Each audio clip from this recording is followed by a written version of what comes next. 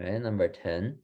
Washington High School randomly selected freshmen, sophomore, junior, and senior students for a survey about potential changes to next year's schedule. Students selected for the survey, one-fourth were freshmen and one-third were sophomore. Half of the remaining selected students were juniors. If 336 students selected for the survey, how many were seniors? Okay.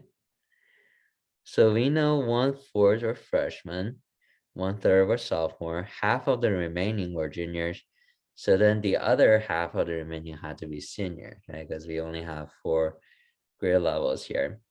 And we know the total number of students is 336 that were selected, right? How many seniors? So we had to first solve for the fraction for seniors, right? So what we can do is this. We can say, since we have one-fourth freshmen and one-third sophomores, and the remaining were juniors and seniors, and it's half and half.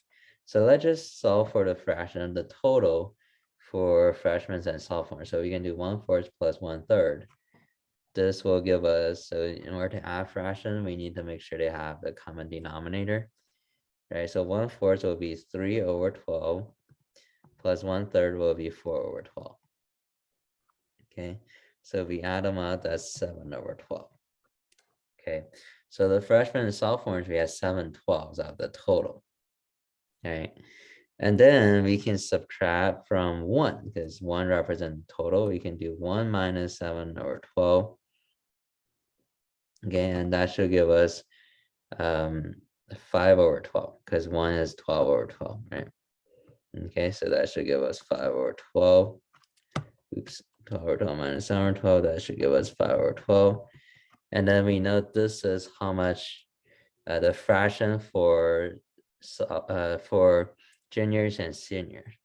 Okay, so we can solve for this, solve for the number of juniors and seniors and then divide by 2, that will be seniors. Right, so we can just do 336 times a fraction, which is 5/12. And this we can do it in the calculator. So the 336 times 5 divided by 12 is 140. Right, so we have 140 are the total number of juniors and seniors.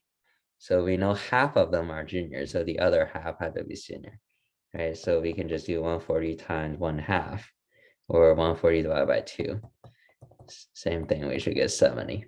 Right, then that should be the number of seniors. Okay, so D will be our answer.